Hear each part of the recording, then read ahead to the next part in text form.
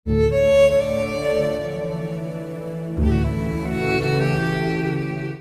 chuan hei boketo khodesh to vani rosh khodesh avania ama seberin nute shetur chu voina av rosh khodesh atrang ayen av khodesh voin trang ayen tisha be'av thleng sa ei phalto lo vani zu po in phalto lo ni chuwang chuan zu in to su sabat ni lo chu sabat ni achon engma lusun ti om lova sabat ni chon sa po ai theya zu po ai theya in du chon mase tunlai chu ni pa nga ya hian sanga chu ai reng the ni chu tal chu thani chu ama saberin chu karan soilok tu apani nain alo mama nimina po sapai tu ma kan chan lova a thani ni tina sapai kan chan lo chu pathian na lom thu soi turani Mase nimina Hizbullah hovin rocket anon kapa Kiryat Shmone khoa in nai lu tukan nia la de watang rocket lian pui ron kap te ka chu kipat barzel iron dome an kap thaman ani mase in nai tu ka te trang hai ni veng hai ten kap te chu kipat barzel point amu po muman lovani an kipat barzel chu an on man lovani chon rocket in ron kap khan mi pani sepai pani an liama chon factory pakhat direct ya fuwa chon factory chu kang zo vek ton ti ma se tu ma achung an lo om lova alom amani chon wang doi thlak takin nimina ka soi kholon an ti khowa musulman swal lutuk mel chedeu pakhatin mi avid dudo vid mai kha mi pali vid kha pali te jinga pani khan thita andam chok zo to lovani pakhat chu aming arena daniv antia kumsom ruk paruk nuania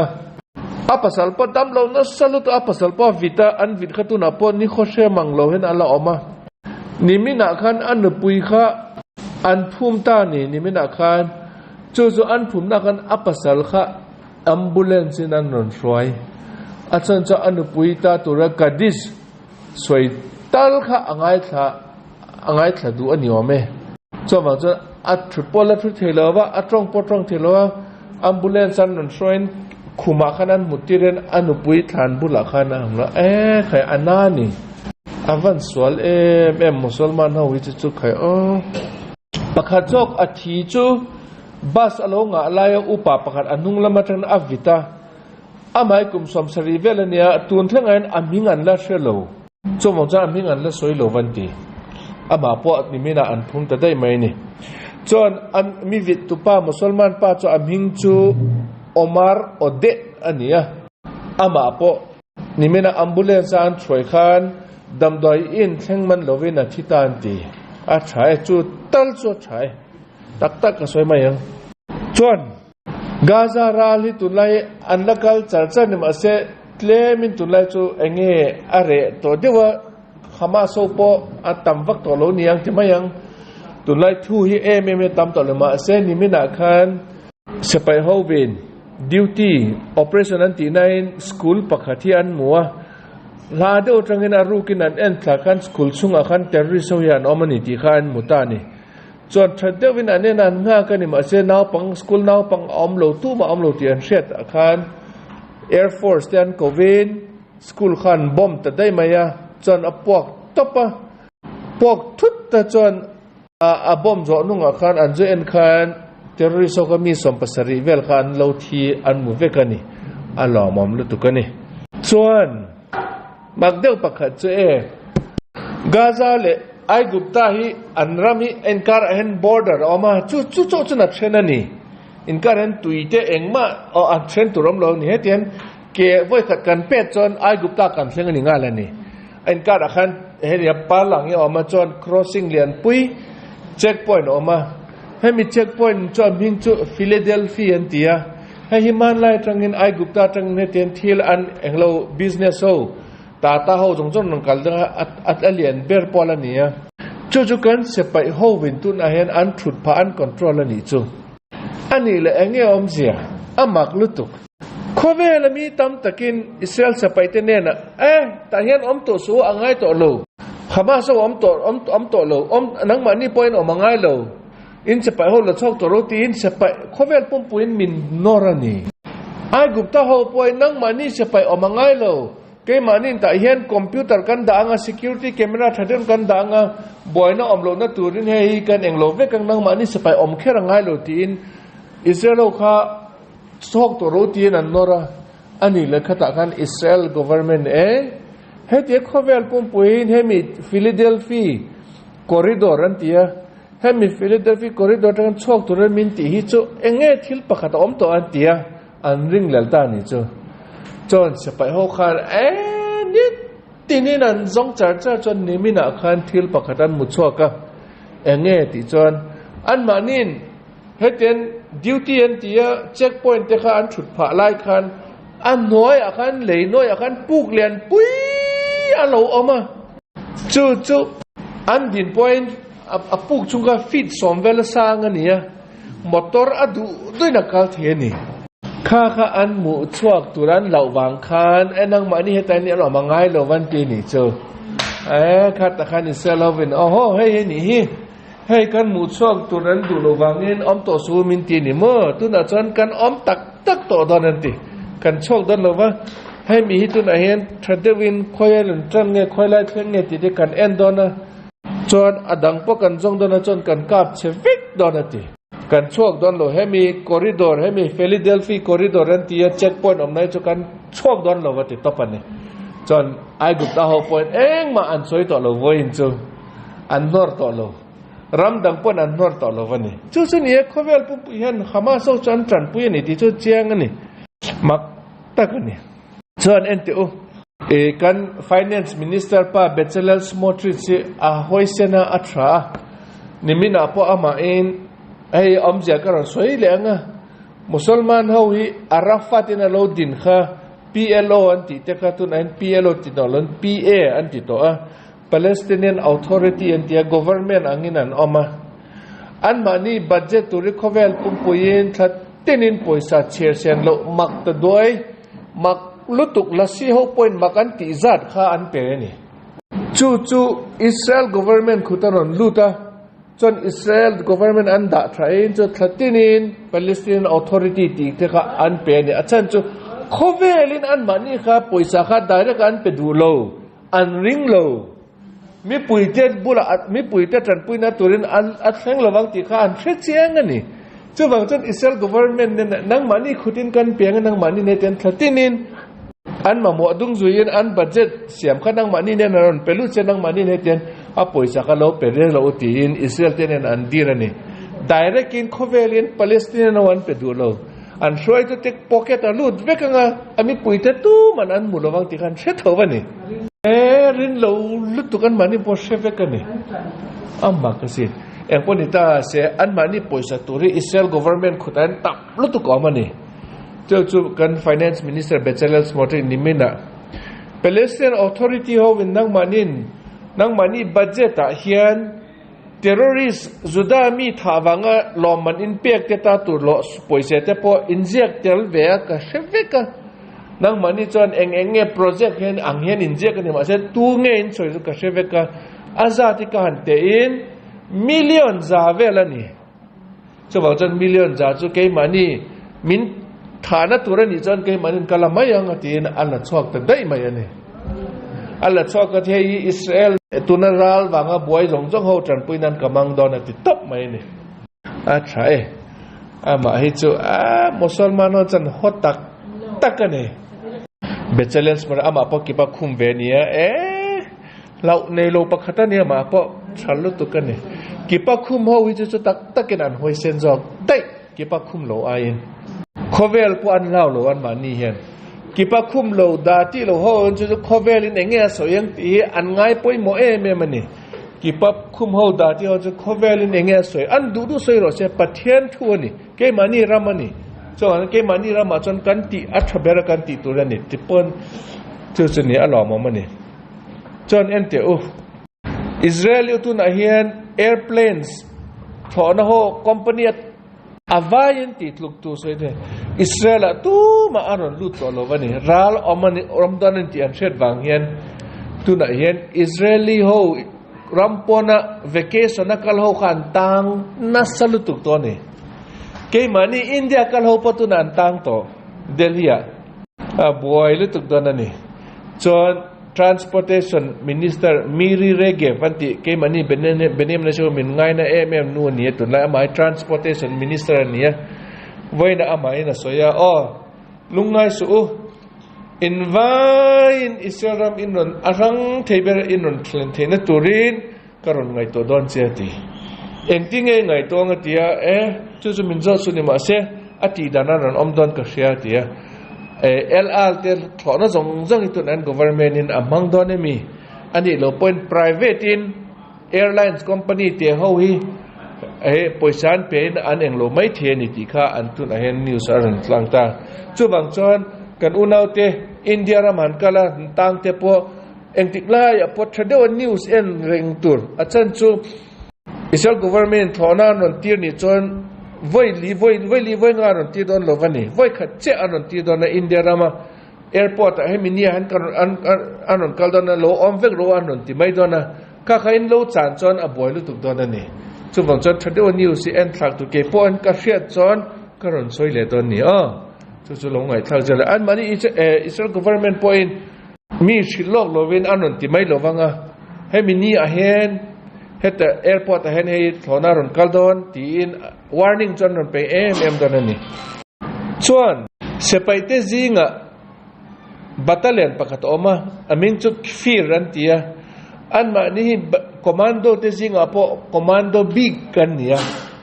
commando big lu tu kan ya fir an ti te chu an sepaite commando te po hi atam zo ki an mel po tunge an ma ni atel te po an shelovani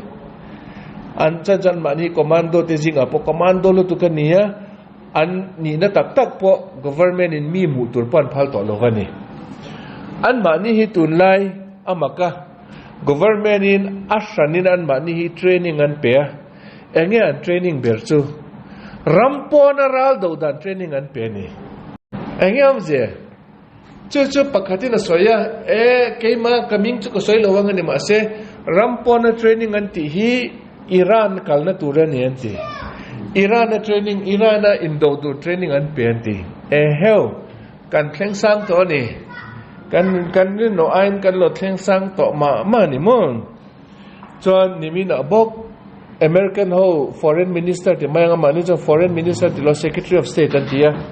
Anthony Blinken hen khovel pum pu shoi tu te nen khovela minister ho jong nen anin muwa hetian soyani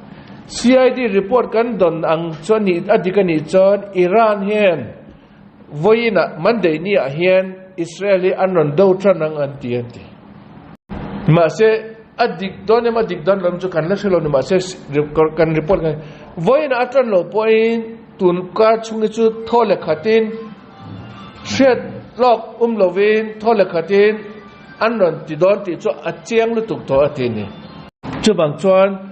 ke mani Israel mo amte po klemin chuk in bot sai te angai ni engtinga kan in bot sayang ama saberin kan fa te zongjong po tunlai chu he tian du na leng lo turin ina om ta thei tok chan om thei du kan fa kan tu te thadiwa shil tur he tingaral chhuak thei din muna oma chawang chon alarm siren hi aron ri chuan miklat bomb shelter khoya po inom na po anai ber zon mai turani bomb shelter bula khan om kha chu atharenga ni a inchunga bomb shelter nei te chon wang nei ni maya atlang za ke mani kirat arba chon bomb shelter nei kan om maklo tula in thar ho chon nei vek maya ke mani building lu ya om ho chu tu man kan nei lo venga ta turin ten in pathum pali zo hian bomb shelter pakat om zela kha tula in hong veka chungpat ti 5 veka ne chu thadewa englo turani ready sa om turani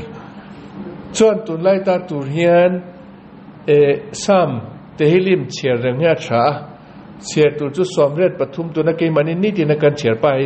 somret pathum za somni pakhat za som thum chu zo in sam somni bel tur sam somni hirala indona pathen min tran puina tura pathen kan rin na soina nia nam bet na nia chu soireng turani chu Iran hian voina hian anon tranang ti in CID hon report an muni cho vàng chọn cái mà đi po ăn thì cái mà đi lối cho cần chơi lâu mà sẽ bớt sai cho cái nhìn bớt sai ngay nè sim mà chọn nimina ai gupta Egypt te president pai news aron soya hay tên aron soy Iran te president pokafona Israel te prime minister pokafona an mani in kara thuaran boy huna ke mani ai gupta te tu ma lang tran kan nei don lo kan trang don lo rala ke mani kan in hoi na don lo chu bang chon atulang po turam jok point po ke mani tran pui turin tin min ron dir su atieni ai gupta an present pai afinga kai ni tu na hen ka soi to ai gupta cho ke mani chu neutral kan ni don tu ma lang ka kan trang don lo nang mani point ke mani ram hi ral do na turin ron mang su atieni asoi hi adik tak chon Israel ho ne na soi ni lo Iran ho ne na soi zo kan ni achan cho engtik lai po ai gupta Israel chon ai gupta tran pui nan dir don lo wani base Iran ho chon ai gupta hi musulman ania in ram kha kan se pai ho station in kan mang don an ron ti mai the ni cho wang chon an ti lo na tur khan asoi fel vekta ni cho khovel pum pui ma ka soi ni tun a hen ke mani kan tang don lo cho wang chon kan ram hi se pai ho station se pai ho kem chang na tur te pen tu mai ron dir su an ron ti ta ni ale lama Jordan hian chu engma soi lo chu ni Jordan engma soi lo Iran ho hian Jordan hi an se paite englovin an ron mang donem Syria chon mang sa ni shia sa ni Lebanon pon mang dona chon Yemen Houthi ho pon mang dona chu Jordan hi po an ron mang mai theya chon Hamas ho chu mang du ma san mang the to lo wa Israel in tu na chon an ma ni an infrastructure zong an di che chak vek to chu ni ning mun thuma trangin voi khatin be an ron tum don ani achung lama north lama Hezbollah ho mangin an ron tran dona chon chho lama east lama Jordan ho trangin an ron chok an ron Jordan ho aboro khan mang dona Jordan ho chunga trangin an ron mana pon ron ka kha Jordan ho boro chunga ron ka pania chon an hoi lama chon Yemen atangin Houthi ho basis kamangin atangan on kap don chu an plan cho ni ti chu Israel on pon fevekani chu wang chon ke mani point bot sai chu tha heten trong trai na an tha hi om lova eng ponita se pathian na trong trai na he nia poimo ber chu thil dang an lal davidin sam som ni choi kha karal mi te cho an sakol ta lai ri te an in chuang ma an se paisa te nan ke mani chu pathiana che kan in ngat ati kha chu tu na poron ni don ani eng ponita se ko tunge share armageddon in tran na polo ni to mai the sing she thi lo wani chawang chon ilo in bot sai chu taksalama po tharau lama po in bot sai chu thani tharau lama po in ti fai tur pian thar tur chu ni mai nen tikla ya po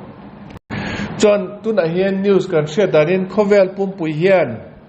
Iran te an shoi tu te nen in be englo ro Israel te nen in kar hi an boy hi ti niam tum ro over lutuk su ti in an dira niam me Iran te nena khovel pum pui ti boy na tur an tran na tur ron ni thlen chu bang chon lo thin ur lutuk mai ro lo mai ro ti in lo do thei top mai ro ti in an dira ni ma si Iran te chon Israel ten min ti nai min muchit lutuk ka kan ram chunga kan chief guest pakhat an ron thata civilian pakhat an ron te bang chon kan ti tak don Israel chu me patang ka kan thai bo don an ti ani chon civilian ho kan kap nge don civilian po athi poi kan ti me lo chu bang chon Israel chu khowela ra thai bo ani don an tia ka han news ka han ngai thla cha ka ru chan eng tinga ron nam ta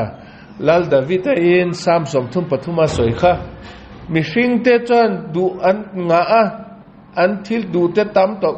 an neya an thil ti du te ni ma se pathianin oi ati chon engma apui tling chuang don lo ti kha karir ro ran lu chia ma yani ma indu du soi ro indu du ti ro pathianin aram thai bo turani ti chu pathianin eng tik lai apo aphal lo wang cho chiang lu tu kani chuan news dang ashanin England po tu lai boy lu tuk to ni อาจารย์จุอารามในตู้เตมีวาร์เตเฮียนอันเต้นต่ออันนิ่งต่อลุตุกอันรำฮิมุสลิมานเขานั้นฉุดผ่าตุกอันนี้ตัวนี้อันรำอันมุสลิมานนั้นตำลุตุมุสลิมานเขานั้นอันดูอันติดเหตุอันโคจงเอเล็กชันอาปะเองเราดีซีเอเล็กชันอาปะมุสลิมานเตียนกายเจริญนี่อันตำลุตุกตัวนี้จนสับวาร์เตมิงวาร์เตเห็นตัวไหนเห็นอันดลอนันเตียเดมอนสเตรชันนั้นเตียอันบ่อยนัสลุตุกะอัน Prime Minister ป้าปนบางตัวโรบางตัวน่ะอันทูนันอันละตัวโลวันนี้จุดไล่จะอันบ่อยจัดตัวนี้อังกฤษบ่ใครมุสลิมง่ายนะเตจูนักกินน่ะบ่อยนะนี่ไม่นี่เองติกไล่อ่ะพอยุโรปพอตัวนั้นบ่อยแล้วตัวกันนี่มุสลิมเขาวางเงินสวีเดนตีเตสเปนตีเตฝรั่งตีเตจนตัวไหนเห็นมุสลิมอันรามันลุตุรันพัลตัวเรามาเสียอัดไล่ตัวเราตุกตักกินอันเราดันหุ่นอันดังโลว่าตุนอาจารย์อารามาอมเตจอันละชอบเทตัวสีโลว่าอันมานี่รามาซิติเซนนั้นนี่ตัวอันมานี่พอตำลุตุกตัวตุนอาจารย์อันรำเช็ดนั่นเฟกตัวนี่ตัวนี้ส่วนบังกลาเทศเขาอะไรตัวไม่ตีขันอารอนโจทย์เลต้านี่บังกลาเทศบ่อยนะคะใครนี่มีน่ะพบอันดลอนอันตินัสลุตุกิน police เนี่ยนั่นนินโดตบมีสมกว่าปะขัดันเทียนตีอันตั้มมันนี่เอ็งยอมจะกระเทศตัวกระรินดานี่เนี่ยตาเฮียเนี่ยน้าปังโฮ school student เขาอีอัดทีชัวกี้มีไอ้นินเขลามันนี่อันนี้เราจนให้เตียนอะไรตัวอ่างอมตัวเขาให้เตียนอัดทะเลเราจนให้เจ้าเอ็งตัวเงี้ยบ่อยนั่นเสียงตัวชิงดอันหอกนั่นตัวเนี่ยมีอ่ะมันนี่จู่วังจนให้ลองคุยละมีจงเอ็นดูละบ่อยนักคุยทลายเขา school student เขาบ่อยนั่นเสียมีอัดทีตัวอัมเซละอรูกินันมันนี่เสียไปอังกินันมังตับไม่มีเจสอินเขียนน่ะอันเสียไปหัวอาทิตย์ตัวละทีชอกอังเฮียนอันทีชอกตัวอัมเซละนี่คุยปุ่มปุยเฮน้าปังเขาจู่อันพูดสิอันตลอดเตียงสไตร์เตียงที่จะอันพูดตัวก็เอ็งฉันพอเช็ดหลงขันอันที่ตบตัวไม่คุยละคงไอ้ทรากันนี่เอ็นปนิตาเสจู่บังกลาเทศป่วยบ่อยนั่นซะนี่จนเกเรลาวายานาดอันที่ดิสตริกเลมินอมค่ะนิลิมา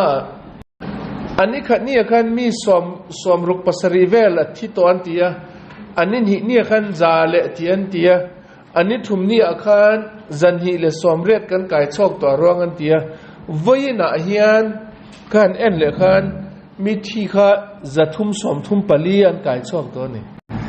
อาราบทรากันเฮมีเลยมินิจุใครอันโคกับปัญหาข้าปฐุมเงียขู่เวกไหมนี่ส่วนมีจันนี่อันจวงเลี้ยมอันไก่ชอบออกมาที่โลวินส่วนมีจันนี่เลยสมเรียดเวลอันละมูจอโลอันละออกมานี่ตูนเรื่องนี้ลีนิงานนุ่งอันละมูจอโลจุเลยน้อยออกมานี่ที่เช็ดไม่ตัวนั้นนี่อันไหลชอบตักจะหุ่นจนมีสังอาจวดทิ้งตัวนั่นนี่ใครเกมนี้ทิ้งกลางมีตาตุนสังอาจุกขลียนปุ้ยอันนี้ตัวนี้